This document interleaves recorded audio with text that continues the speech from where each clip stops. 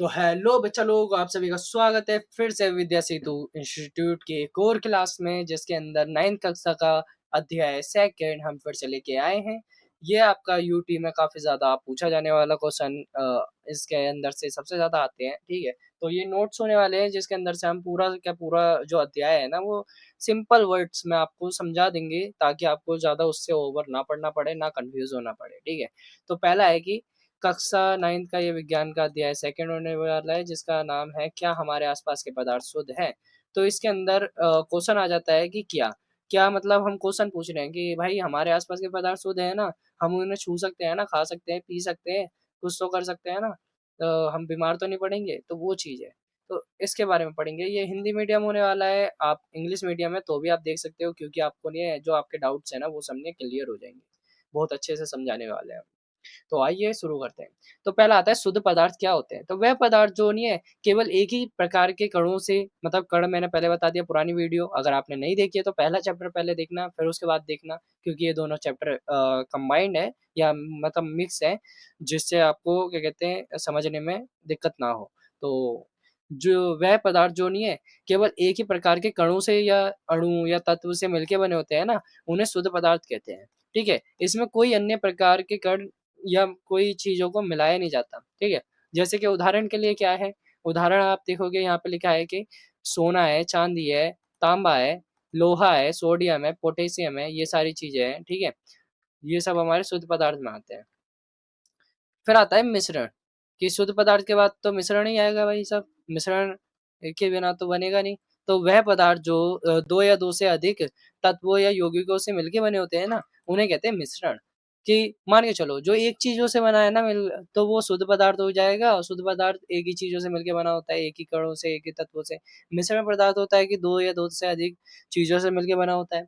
कैसे, कि समुद्र का जो जल होता है, समुद्र के जल में क्या पाया जाता है, पहला होता है पानी, दूसरा होता है नमक, काफ़ी होते हैं, अन्य खनिज भी होते हैं।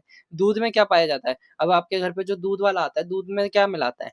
पानी मिलाता है ना? और वसा और प्रोटीन तो वो पहले से मिले होते हैं, क्योंकि गाय के दूध मतलब गाय या भैंस के दूध के अंदर पहले से जो उसके अंदर होता है ना।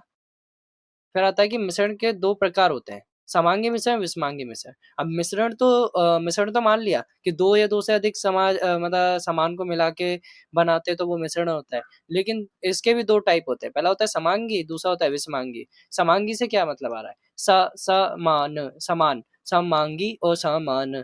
तो समान का मतलब क्या हो गया? तो एक ही निश्चित अनुपात होता है उसका। और समान मतलब मान के चलो कि एक ही जैसे चीज़ों को मिलाने पे जो मिल सकते हैं, जो आपस में मिल जाए, वो होते हैं समांगी मिश्रण। मैं बता रहा हूँ, जो चीज़ें आपस में मिल जाए, मतलब पानी और नमक है, पानी और चीनी है, ये दोनों ये आपस में मिल सकते हैं, तो ये क्या हो गया? समांगी मिश्रण। ठीक है, और विषमांगी मिश्रण कौन से हो गए? पानी और रेत। पानी में रेत मिलाओगे तो पानी में रेत नहीं मिलेगी, तो क्या होगा वो?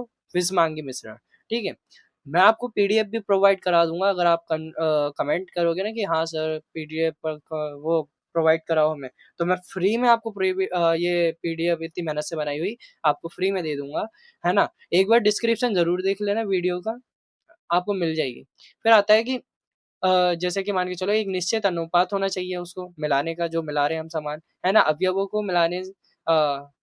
मिलाने से बनता है ये मिश्रण, जिसको समांगी मिश्रण कहते हैं। मान के चलो कि चीनी और नमक है ना। ये विषमांगी मिश्रण भी बन सकते हैं कभी-कभी। कैसे, कि पानी के अंदर अगर आप नमक मिला रहे हैं, 1 चम्मच डाली, नमक मिलाया, घुल गया। दूसरा डाला, वो भी घुल गया। तीसरा डाला, थोड़ा-सा नीचे बैठ गया। चौथा डाला, वो पूरा का पूरा नहीं घुला।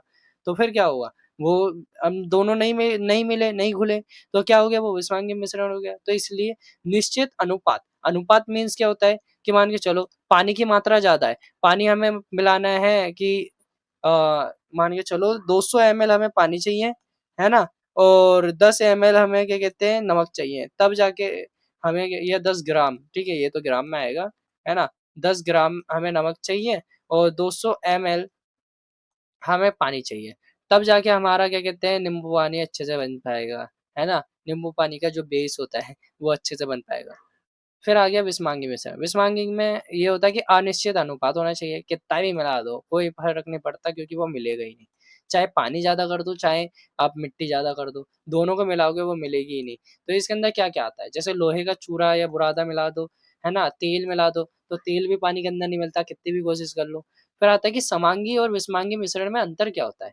तो मैं बताऊँ, तो ऊपर वाले ही इसमें टिप देना, ये नीचे का इतना कॉम्प्लिकेटेड लगेगा आपको पढ़ने में, है ना? मैं वैसे बता देता हूँ कि समांगी मिश्रण और विषमांगी मिश्रण में अंतर क्या है? समांगी मिश्रण वो होते हैं जो क्या कहते हैं जो तत्व होते हैं ना, वो पहला होता है कि उसका नहीं है द्रव्यमान्य सेम होना मतलब समान होना चाहिए कि मिलाया जब मान के चलो एक अनुपात है, निश्चित अनुपात होना चाहिए।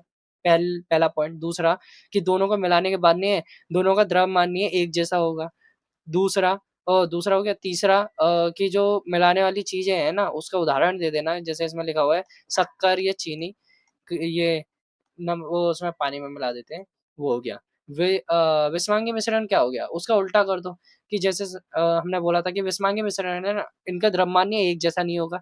दूसरा कि इनके जो तत्व मिलाएँगे ना हम आपस में, जो भी हम मिलाएँगे पानी के साथ रेत मिलाएँगे या वो मिलाएँगे, क्या कहते हैं तेल, तो वो नहीं है, एक साथ मिलेंगे नहीं, वो अलग-अलग होंगे। इसमें लगा ना पृथक्कन सीमाएँ होती हैं इनके अंदर, तो वो अलग ही दिख जाते हैं, तो वो हो गया विषमांगी मिश्रण। इसका उदाहरण दे देना जल में नहीं है चॉक मिलाना, जैसे जिससे हम लिखते हैं चॉक, है ना? फिर आता है कि मिश्र धातुएँ क्या होती हैं? तो मिश्र धातुएँ वो होती है जो 2 या 2 से अधिक धातुओं से मिलके बनी होती है। 1 सेकंड, हाँ, ठीक है, 2 या 2 से अधिक धातुओं से मिलके बनी होती है। वो समांगी मिश्रण को मिश्र धातु कहते हैं। मतलब जो समांगी मिश्रण मिलके समांगी मिश्रण मिलके जो मतलब मिश्रण मिलके मिश्र धातु बनाती है, जिसमें पीतल, काँसा, स्टील आदि आते हैं। फिर आता है इसमें कि इन्हें जैसे मान के चलो कि इन्हें भौतिक क्रिया द्वारा नहीं अलग नहीं किया जा सकता, पृथक नहीं किया जा सकता, लेकिन फिर भी इसे मिश्र धातु में गिना जाता है, ठीक है? माना जाता है, गिना जाता है या कहा जाता है, ये तीनों चीज़ कह सकते हैं। क्योंकि ये अपने घटकों को के गुण धर्म को दर्शाते हैं, क्योंकि जो पृथक संगठन रहता है इसका, ठीक है? फिर आता है कि विलयन क्या होता है? मैं नहीं देखो बोल ना पाऊँ तो मज़ाक मत उड़ाना। इसको ऐसे कहते हैं विलयन क्या होता है? 2 या 2 से अधिक जो पदार्थ होते हैं ना, वो पदार्थों का समांगी जो मिश्रण होता है, मतलब मान के चलो 2 पदार्थ हमने लिए नमक और पानी, और वो दोनों नहीं आपस में मिल गए। मिलने के बाद उन्होंने क्या बनाया? विलयन, ये बनाया। तो उसी को इसके अंदर लिखा गया है कि मान के चलो कि हमारे पास नमक लिया, हमने पानी लिया और उन दोनों को मिलाया तो क्या बन गया? नमक का घोल, ठीक है? ये चीज़ हो गया। अब विलयन के घटक क्या होते हैं? तो किसी विलयन के 2 घटक होते हैं। पहला होता है विलायक, जो क्या कहते हैं विलायक होता है और विलेय होता है। मैं बता देता हूँ यहीं पे। विलायक वो होता है जिसकी मात्रा ज़्यादा होगी। मैंने जैसे ऊपर बताया ना आपको इन्फॉर्मेशन के लिए कि 200 एमएल तो हम पानी लेंगे, 10 ग्राम हम नमक लेंगे, है ना? 10 ग्राम हम नमक लेंगे। देखो मेरी नहीं है ये शब्द नहीं है एक साथ मैच इसलिए नहीं कर रहे हैं क्योंकि मैं उससे माउस से कर रहा हूँ। पेन वैन होता तो अलग बात थी। तो 200 एमएल तो हम पानी ले रहे हैं, 10 ग्राम हम नमक ले रहे हैं, तब जाके हमारा क्या कहते हैं बन रहा है। तो वो क्या हो गया? समांगी मिश्रण था। समांगी मिश्रण के अंदर दोनों को मिला दोगे तो विलयन बनता है, और दोनों के विलयन के अंदर भी 2 भाग होते हैं। पहला होता है विलायक, दूसरा होता है विलेय। ठीक है? इन चीज़ों की इसी के बारे में लिखा हुआ है। जिसकी मात्रा अधिक होगी वो विलायक कहलाएगा, है ना? और विलेय जिसकी मात्रा कम होगी वो विलेय कहलाएगा। इसी को 2 बार समझाया मैंने, ठीक है? सिंपल लैंग्वेज में। और फिर आता है कि अ, विलेन के गुण क्या होते हैं? तो पहला होता है ये समांगी मिश्रण होता है जो हमने ऊपर पढ़ लिया। इसके जो कण होते हैं ना, वो 1 nm से भी छोटे होते हैं, मतलब नैनोमीटर से भी। फिर आता है कि प्रकाश नहीं फैलता। इसके अंदर नहीं टंडल प्रभाव नहीं होता। टंडल प्रभाव मैं नीचे समझाऊँगा, है ना? छानने से पृथक नहीं किया जा सकता, मतलब मान के चलो कि चाय की छन्नी से या किसी भी छन्नी से आप इसको नहीं अलग नहीं कर सकते जब मिलाने के बाद। लंबे समय तक ये स्थायी रहते हैं, मतलब मान के चलो कि नमक के घोल को आप काफ़ी देर तक रखोगे ना, तो नमक नहीं है आके नीचे नहीं बैठेगा, वो उसी के अंदर पानी के अंदर घुस जाता है। मैंने बताया था ना जो पुरानी वाली वीडियो जो हमारी पहला चैप्टर था उसके अंदर बताया था कि एक कण दूसरे पदार्थ के कणों के बीच में जो रिक्त स्थान होता है उसके अंदर बैठ जाते हैं। तो ये वही है कि लंबे समय तक फिर उन्हें वो बैठे ही रहते हैं। फिर आता है कि विलयन की घुलनशीलता क्या होती है? तो किसी निश्चित तापमान पर जिनकी मात्रा में विलायक में घुल जाता है या घुल सकता है, वह विलयन की घुलनशीलता कहलाती है। मतलब कि जो विलेय है ना, वो विलायक में घुल जाए जब, किस तापमान पे? जिस भी तापमान पे, मतलब 50 पे, 100 पे, 200 पे, जिस भी तापमान पे वो घुल जाए, वो उसकी घुलनशीलता कहलाती है ना? वो हो गया। फिर दिए गए निश्चित मतलब मान के चलो ये अलग है। इसके अंदर दिया है कि संतृप्त विलयन क्या होता है? तो किसी या दिए गए निश्चित तापमान पर यदि विलयन में विलेय पदार्थ नहीं घुलता, उसे संतृप्त विलयन कहते हैं। फिर आता है कि असंतृप्त विलयन क्या होता है?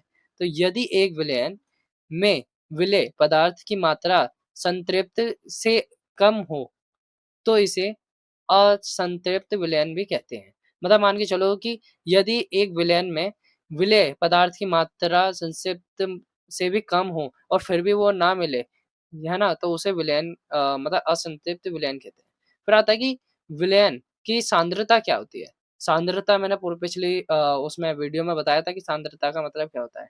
तो विलेयक की मात्रा मतलब द्रव्यमान और आयतन जो होता है उसमें में घुले हुए विलेय पदार्थ की मात्रा को विलयन की सांद्रता कहते हैं। जो हमने नहीं है नमक मिलाया है ना पानी के अंदर, उसको ही उसको ही सांद्रता मतलब विलयन की सांद्रता की मात्रा कहते हैं। है ना? उदाहरण के तौर पे समझा रहा हूँ। विलयन की सांद्रता को दर्शाने के प्रमुख विधियाँ कौन-कौन सी है?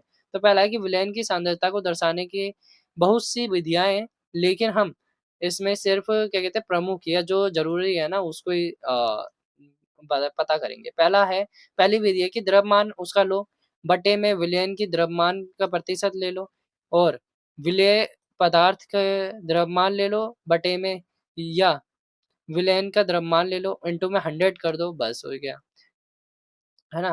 फिर आएगा कि दूसरा है कि द्रव्यमान या विलयन के आयतन का प्रतिशत लो, विलेय पदार्थ का द्रव्यमान या विलयन का आयतन ले लो, उसको 100 से गुणा कर दो। है ना? ये ऐसे करके कि पहला आ गया कि हमने ले लिया नमक, नमक भाई देखो ऐसे ही बनना है तो ज़्यादा हँसना नहीं। नमक बटे में क्या है? विलेन, पानी, ये पानी ये पानी हो गया इनटू में 100। देखा है ना प्रतिशत कैसे निकालते हैं? तो वो चीज़ है। अब नमक हमने 10 लिया था, ऐसे करके ले लेते हैं एग्ज़ाम्पल के लिए। पानी हमने 200 लिया था और इनटू में हमने 100 कर दिया।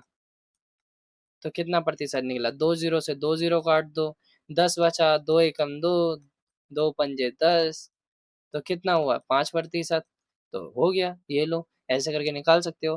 फिर आता है निलंबन क्या होता है? तो वह पदार्थ जो विलायक में अघुलनशील और आँखों से देखे जा सकते हैं, उसे निलंबन कहते हैं। निलंबन एक विषमांगी मिश्रण होता है। मान के चलो, अब इसके अंदर जो निलंबन इसकी मैं डेफ़िनेशन बताता हूँ कि अगर आपके पास एक जार है या गिलास है काँच का, उसके अंदर पानी लेना, उसके अंदर थोड़ी-सी मिट्टी डालना, उसको मिलाना। मिलाने के बाद उसे थोड़ी देर के लिए शांत होने रख देना। जब शांत होगा तो पानी के नीचे आपको क्या कहते हैं मिट्टी देखने को मिलेगी, ठीक है? मिट्टी जो देखने को मिलेगी ना, जो आँखों से, नंगी आँखों से मीन्स उसके लिए कोई चीज़ की ज़रूरत नहीं पड़ रही है, ऐसे ही देख पा रहे हो, तो उसको क्या कहते हैं? निलंबन, ठीक है? ये चीज़ हो गया। निलंबन के गुणधर्म क्या हैं? तो इसके अंदर है जैसे कि मान के चलो ये एक ऐसा विषमांगी मिश्रण होता है, ये इनके कणों को नहीं आँखों से देखा जा सकता है। ये निलंबित कण प्रकाश की किरणों को फैलाते हैं, मतलब इसके अंदर नहीं है वो हो सकता है टंडर प्रभाव देखा जा सकता है। जब इसे शांत छोड़ देते हैं तब ये कण नीचे की ओर बैठ जाते हैं और अर्थात निलंबन अस्थायी हो जाता है। अस्थायी होता है।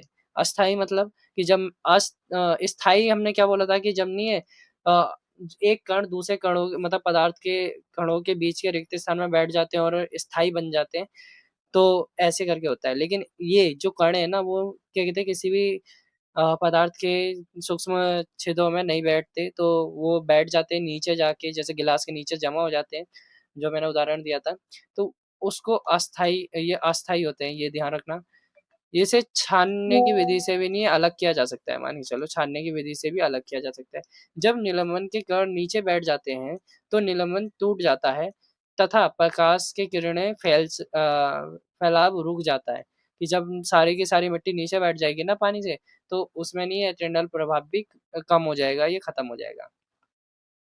कोलाइड या कोलाइडल विलयन क्या होता है? तो कोलाइड वह मिश्रण होता है जिसमें विलय के बहुत छोटे-छोटे कण किसी विलायक में समान रूप से फैले रहते हैं, लेकिन पूरी तरह घुलते नहीं हैं।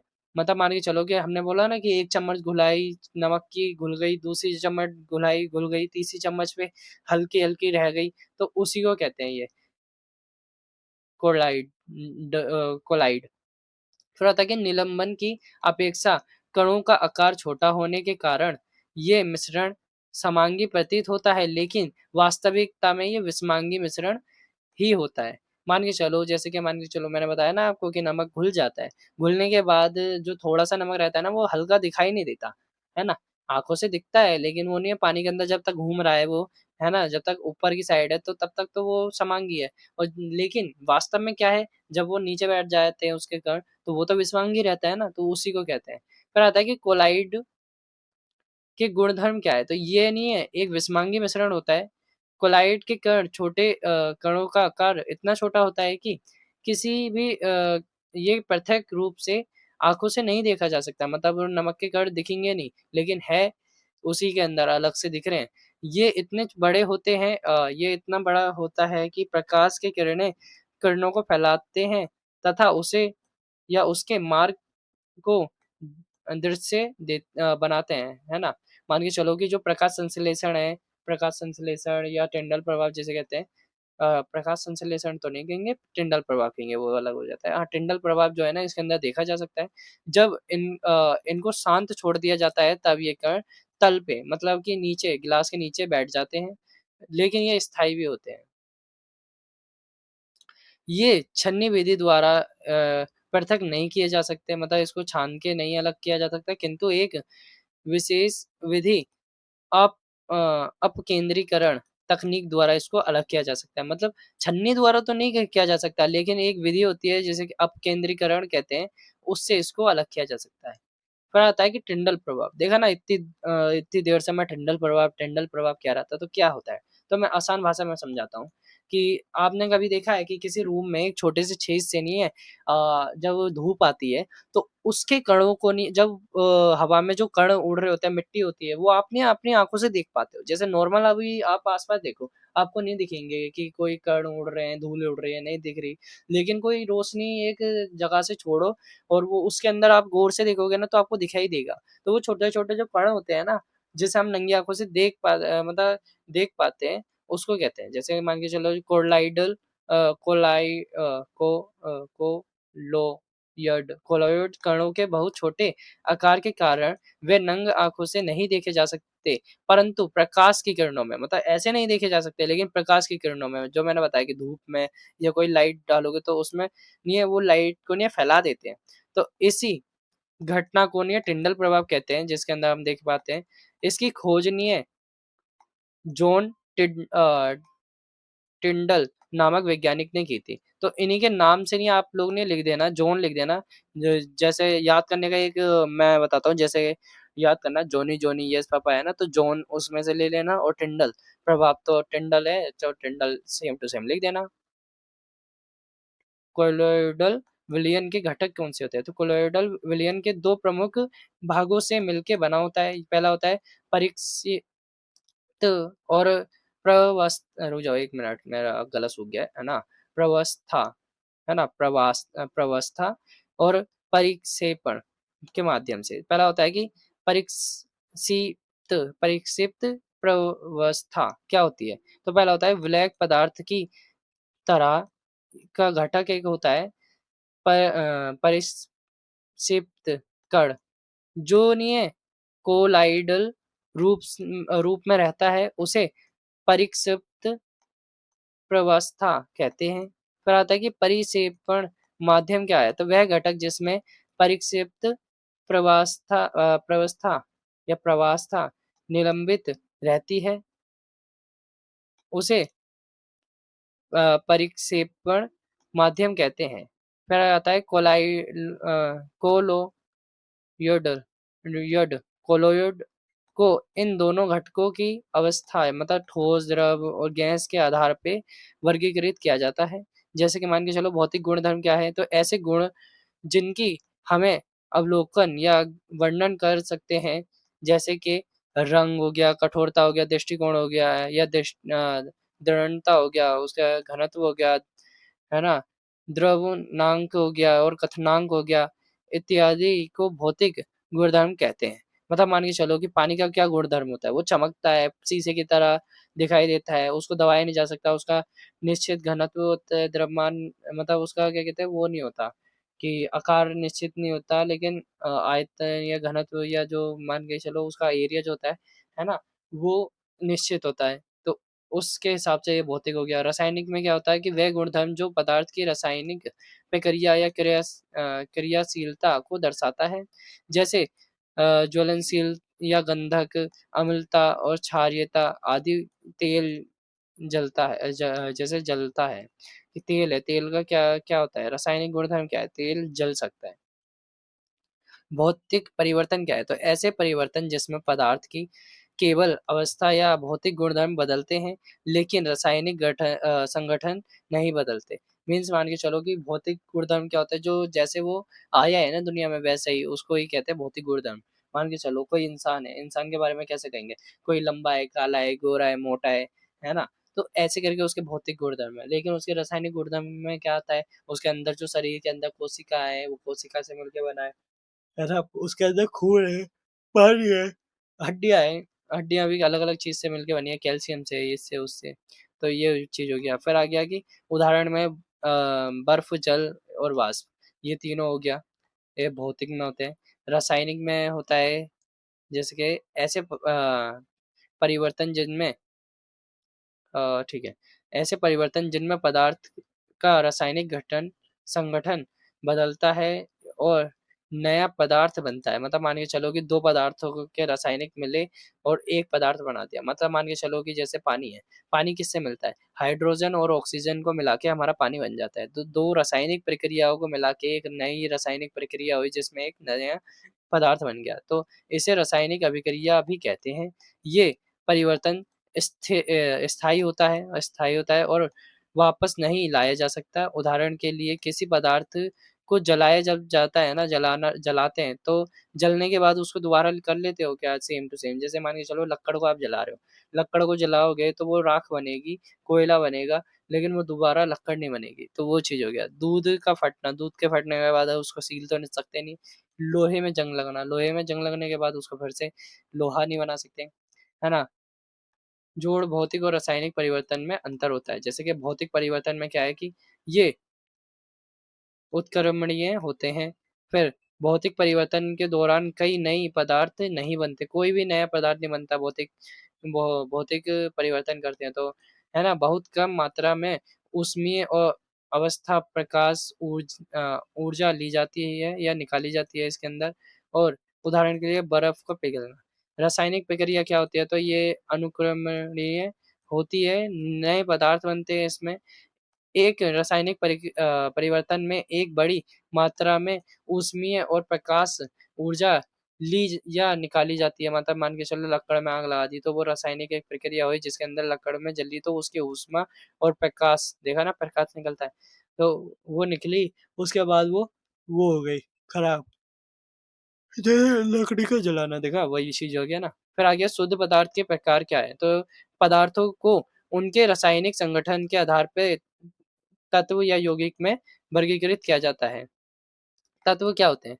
तो तत्व वह शुद्ध पदार्थ होते हैं जिसमें रासायनिक विधियों द्वारा और अधिक सरल पदार्थों में विभाजित नहीं किया जा सकता।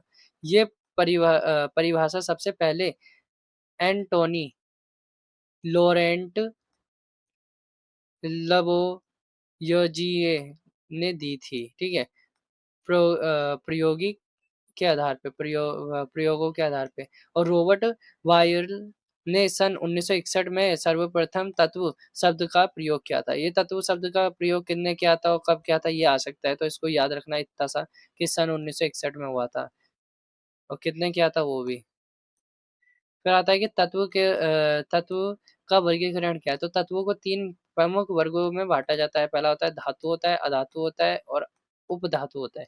धातु क्या होता है? तो धातु वह तत्व कहलाते हैं जो सामान्य अभिक्रिया में अपने परमाणुओं से 1 या 3 इलेक्ट्रॉन त्याग कर धनायन बनाते हैं। ये नहीं, आपको नहीं आगे की क्लास में समझ आएगा कि धनायन क्या होता है ना? बनाते हैं मतलब पॉजिटिव बनाते हैं, धनायन पॉजिटिव नेगेटिव भी होता है। जैसे सोना, चांदी, तांबा, लोहा, पोटेशियम, सोडियम, ये सब होते हैं धातु, जिसके अंदर अपने इलेक्ट्रॉन, इलेक्ट्रॉन क्या होता है कि आप एक बीच में होगा, उसके बीच में सर्कल होंगे काफी सारे। जैसे पृथ्वी आपने देखा कि सूरज के पास पृथ्वी आती है, मार्स आता है, तो ऐसे करके नहीं हमारे वो होते हैं, इनके पास इलेक्ट्रॉन होते हैं धातुओं के पास, जो इलेक्ट्रॉन नहीं आपस में मिलजुल करके या मिला के या दूसरे इलेक्ट्रॉन से मिलके, मतलब मान के चलो दूसरे इलेक्ट्रॉन से मिलके एक नया चीज बनाते हैं, वही होता है ये धातु। फिर धातुओं के गुणधर्म क्या है, तो पहले चमकदार होना चाहिए, पहला है कि ये चमकदार होना चाहिए। ये जैसे चांदी है, सफेद और सफेद होती है, या सोना है ये पीला होता है, इसका रंग है ना, चमकीली होनी चाहिए।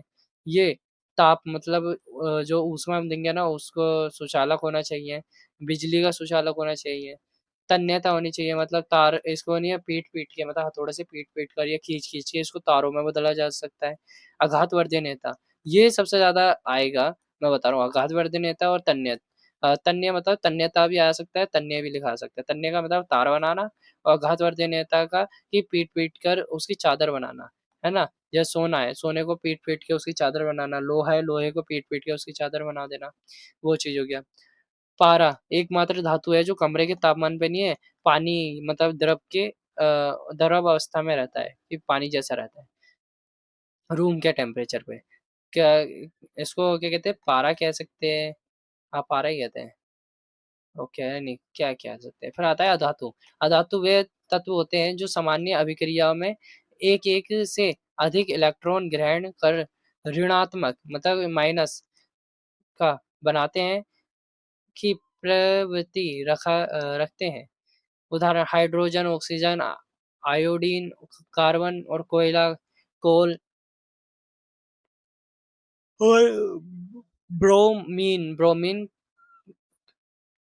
क्लोरीन, ये सब होते हैं अधातु। मैं बताता हूँ अधातु की गुणधर्म क्या है। तो पहला है कि इसका नहीं है जो विभिन्न रंगों में हो सकते हैं ये तापमान और विद्युत के कुचालक होते हैं, मतलब कि ये इसके अंदर से करंट पार नहीं हो सकता, और जलाने पे जल जाएगा, लेकिन इसके अंदर ऊष्मा वो नहीं होगी, आगे नहीं जाएगी। ये चमकीली प्रतिध्वनि प्रतिध्वनि है। ये जैसे मैंने बताया ना, ये चमकीली नहीं होगी, इसमें आघातवर्धकता नहीं होगी और तन्यता भी नहीं होगी इसके अंदर। आप खींचोगे तो टूट जाएगी, चोट मारोगे तो टूट जाएगी तब भी। फिर आता है उपधातु क्या होते हैं। तो कुछ ऐसे तत्व होते हैं जो धातु और अधातु के बीच में आते हैं, जिन्हें उपधातु कहा जाता है। इनका व्यवहार परिस्थितियां और परिस्थितियों पर निर्भर करता है। मान के चलो कि जैसे आप बाहर कंट्री में हो, तो बाहर कंट्री के अंदर हो, तो मतलब बाहर कंट्री के अंदर क्या, हाँ, मैं बताऊँ आपको कि लोहा है, लोहे को खींचा जा सकता है, मारा जा सकता है, तो वो बन जाएगा, लेकिन लक्कड़ को नहीं मारा जा सकता, ना खींचा जा सकता, वो टूट जाएगा। तो इन दोनों के बीच में नहीं है, कोई ना कोई तो वो होगा, जैसे दोनों के बीच में एक तो तत्व होगा जो दोनों चीजें प्रदान करे, कि जैसे बोरान है, सिलिकॉन है और जर्मेनियम है ना। यौगिक क्या होते हैं, तो एक यौगिक वह पदार्थ जो किसी या की जो कि दो या दो से अधिक तत्वों के नियत अनुपात से रासायनिक तौर पर संयोजन से बनते हैं, उसे कहते हैं यौगिक। जैसे जल में नमक आदि। मिश्रण और यौगिक में अंतर क्या है, तो पहला है कि तत्व और यौगिक केवल मिश्रण बनाने के लिए मिलते हैं, कोई नया पदार्थ नहीं बनता इनके मिलने पे। मिश्रण के उपस्थिति घटक अपने गुणधर्मों को दर्शाते हैं, और घटक को भी भौतिक विधियों द्वारा सुगमता से पृथक मतलब अलग किया जा सकता है। और उदाहरण के लिए लोहा या गंधक का मिश्रण। पर आता है कि यौगिक क्या होता है, दो या दो से अधिक पदार्थ क्रिया करके नए पदार्थ या निर्माण करते हैं, ठीक है।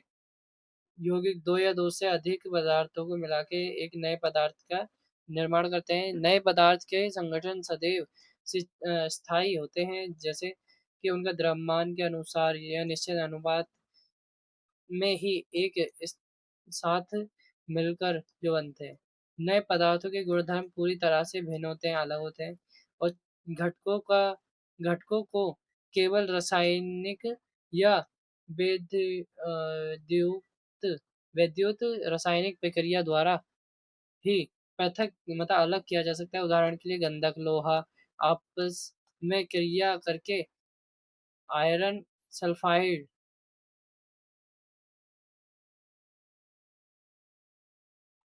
कहता है कि थैंक यू फॉर ऑल।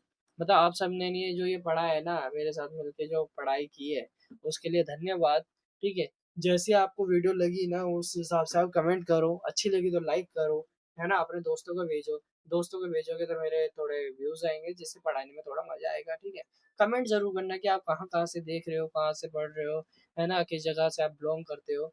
और ठीक है, अपने दोस्तों को ज़रूर भेजना और लाइक ज़रूर करना। मेरे लिए एक तो लाइक बनती है अपने सर जी के लिए। ठीक है, नई वीडियोस में लाता रहूँगा। कमेंट करना जिस भी चीज़ के ऊपर, जिस भी चैप्टर के ऊपर, जिस भी क्लास के ऊपर आपको वीडियो चाहिए, आप मांग लेना, मैं आपको ला के दूंगा। चाहे आपका छोटा भाई हो या बड़ी बहन हो, उसको उसको कहना कि हमारे चैनल पे सिर्फ कमेंट करें, बस हम आपको उनके क्लास के हिसाब से आपको चैप्टर पढ़ाएंगे। तो आज के लिए बस इतना ही। धन्यवाद देखने के लिए। बाय, टेक केयर, अपना ध्यान रखना। जय हिंद, जय भारत।